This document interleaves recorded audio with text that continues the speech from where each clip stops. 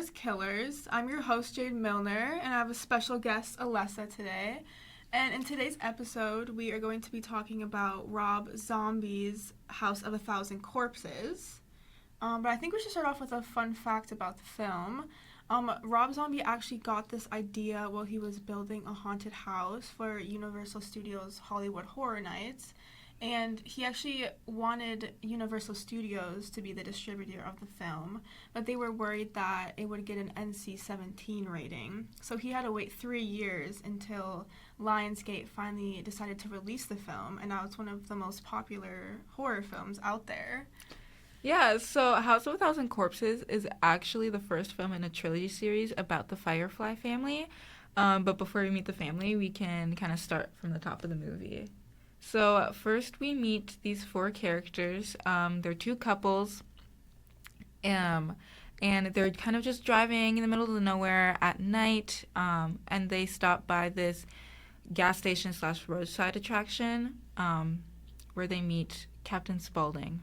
Yes, and they're trying to write a travel book for craziest things for cross-country traveling, and they're trying to search for this kind of mystery, a thing called Dr. Satan.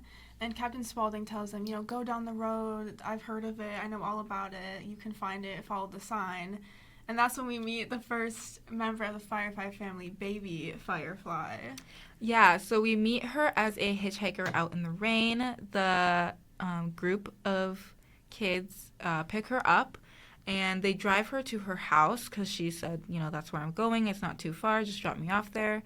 But while they're driving, they pop a tire, and Baby brings one of the people in the cars, his name's Bill, to her house to get her brother for the tow truck for the others. And their entire house, even from the outside, is so cluttered. And Baby's talking about how they have these dolls hanging off the wall, and she's like, I love to cut off their heads for fun. And she has this laugh that Alessa hates, but I love Baby. She has this very high-pitched kind of weird childlike giggle. Yeah, weird. It's creepy. That's why I don't like it. But yeah, the others get picked up by Baby's brother, RJ, or Rufus is his full name. And they meet Bill back at the house, and then we kind of slowly get introduced to more and more members of the family. And we meet Mother Firefly. They just call her Mother in this first film. And she is just I don't even know how to describe her. She's very eclectic. She's very flirtatious with one of the people, Jerry. And she's kind of they're all kind of trying to convince, Baby and Mother are trying to convince the 4 to stay. They talk about how their car's going to take a long time to get fixed, and, might as well just come have dinner with us. So then they end up having dinner with the family. And it's a candlelit dinner. I mean, the entire table is filled with candles, and they're all none of them are really scared yet is the thing. I mean, they know that the house, there's something wrong with it, but they're kind of we just want to get our car, we want to leave. There's not really that fear factor yet, but then Tiny comes into the room, and it's an ironic name because he's actually not tiny at all. He's seven foot tall. Yeah, but we kind of get a backstory from Tiny because his presence kind of freaks them out, and so they kind of ask Mother about Tiny, and she kind of lets them in on the fact that her husband kind of went crazy one time and tried to set the whole house on fire, and that's how Tiny got burnt and everything like that. So you kind of get a little opening into their family dynamic, and how obviously the father or husband isn't around anymore, but he did kind of try to kill them basically.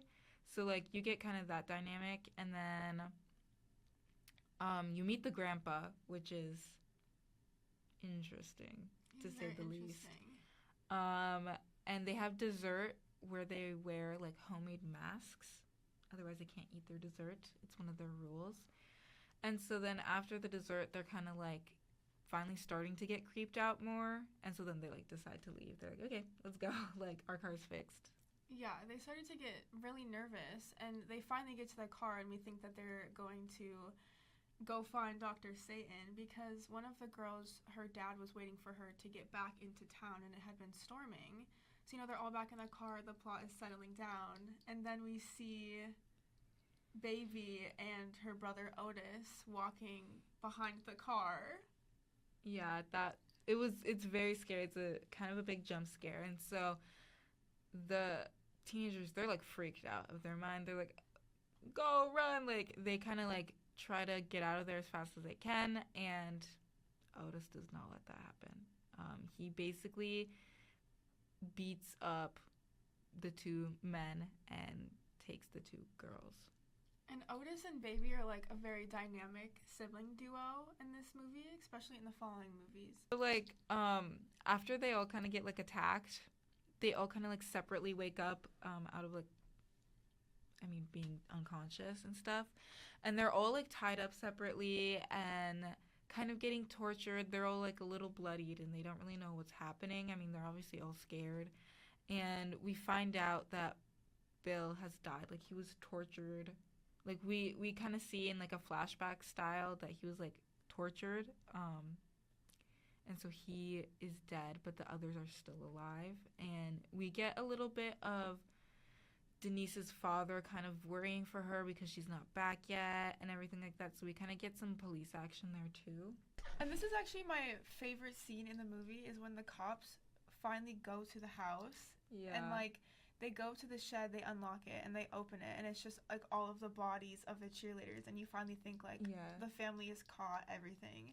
But then Otis walks out, and it's like slow-mo, and he has long hair, and it's like flowing, and it's playing like country, like folk music. Yeah. And all the cops are like, oh my god, like we're gonna get killed. Like they knew it was over for them once they saw him walking out. He has a cowboy hat on, like a white cutoff tank top. Yes, very American. Yes, and there's like a drone scene where it's going up, and Otis has like a gun to a cop's head. Yes. And you can just see like their whole property, and there's like, obviously all of the people that they have killed, 1,000 corpses. 1,000 corpses. And all of the cops that went there got killed.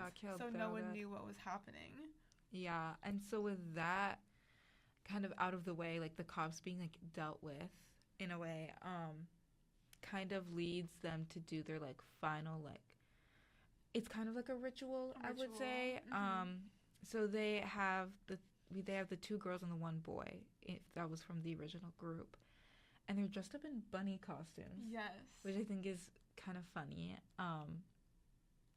And they're outside in the dark because it's night again, and there's a huge coffin that they have, and they put the girl and the guy that are dating, the remaining couple, into the coffin.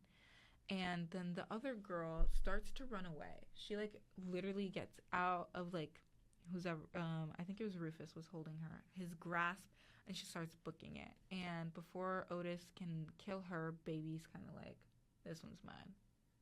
And so Baby kind of like takes over and kind of hunts her down and kills her eventually when she catches her. And then the other two get lowered in the coffin, like right above this, like in a hole in the ground, but like above water. Yeah, it was kind of like a sewer, but it was like And then they play this recording, and the movie becomes kind of like a supernatural movie. Like at first it's kind of giving like Texas Chainsaw, where it's like regular people that are kind of just like weird and are kind of kooky and like killing people, but then it like there is a supernatural aspect to it where all these corpses or people they've killed come alive and start kind of like killing the one guy. And Denise is the girl who was in the coffin. She kind of like tries to escape, and she's kind of running in these like makeshift catacombs that they have under their house. And she's like running around, and she eventually gets to this one room with Dr. Satan, which is kind of weird. I didn't think, watching this, I was like, Dr. Satan isn't real, but he is. Yeah, I thought it was just the myth. Like, I didn't know he was actually going to be a part of the family's trap. And they're, like, letting her live, kind of. They kind of want her to, like, fight for her life. Like, she's going through the catacombs or whatever is with all the skulls. And she finally does get her way out. It's kind of like the wooden thing that's keeping her underground. Yeah. Yeah. she finally gets out and she's like running. I mean, she's all bloody. Yeah. And yeah. Yeah, and it's daytime now, so it's like very bright, and we're at the end of the movie at this point. And she's like on the edge of the street, and she sees a car coming, and it's Captain Spaulding.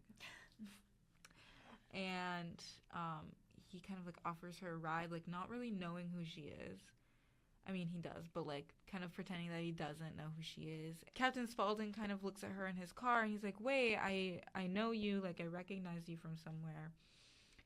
And she's like, yeah, can you just like bring me to a doctor? And he's like, yeah, like relax, take a nap, like it's whatever, like I'll take you. And then the last thing we see is Otis kind of like popping up in the back seat, like killing her. It just zooms in on him, and like you know that he's she's still after. Yeah, they're not getting away. None of them were able to get away. But now that you know, like Rob Zombie's kind of thought process and like how he films his movies, there's just like so much technique that actually goes into it. He was like really heavily inspired by like 1970s like exploitation films. Yeah. Especially like the Texas Chainsaw Massacre. Like the scene where he is wearing, was it Bill's face, I believe? Yeah, it was either Bill's face or her father's face. I don't know which one. Yeah. Which is the same as like Leatherface in Texas Chainsaw, cutting people up and wearing their face. So he took a lot of inspiration from that. But it's kind of like a fever dream with like how he does like a bunch of really quick jump cuts, and there's like all different color gradients. It's like blue and red. Yes, and I green. noticed the color gradings. Yeah, I think his style is like super heavy, like on the technical side, and with like different techniques like color grading and stuff like that. And this movie in specific, he kind of like intercuts like news clips of like the 5 cheerleaders, or like it's Halloween, like different like news clips in this world. He puts into like the jump cut transitions, and there's like filters, like he has like a couple shots that are like fisheye filters, and he uses a lot of split screens. Yes. Which I think you don't really get to see a lot in film, but like I think it's used really, really well, and it adds to the movie, and I think it kind of adds to like the creepiness and like the weirdness of the movie, is all the weird like editing techniques that he had in there. It's like almost like overstimulating and like distracting, but it like keeps you on your feet because you like are so invested in one scene, and then you randomly have like a split screen of like baby killing someone else, or like a zoom in of like a dead body in their basement, and you're like, where is this coming from? Like you are so on edge the entire time.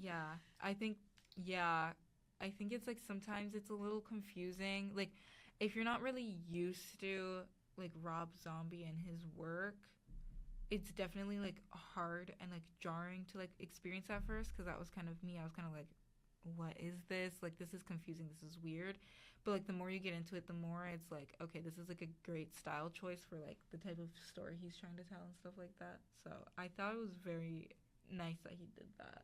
Like I thought it worked, and I don't think many other people could pull that off. This was also like a super low budget film, and he made like the entire set pretty much by himself, because he's also like a designer, like for Universal. And the last scene where they're kind of like in the underground was actually filmed in his basement. Like he re-renovated his basement to like, which is crazy because it looks so huge. And he has like obviously reoccurring characters throughout his movies, and Baby is actually played by Sherry Moon, which is his wife in real life. Crazy. So, yeah, that's very interesting. It's very cool to have that as a low budget movie, because like recreating that like catacomb like thing in his basement, that's like so cool. And the special effects and the gore are so good. They're so good. Well, thank you for tuning in to this episode of Lights, Cameras, Killers. We hope to see you next week, where we go through the rest of the trilogy.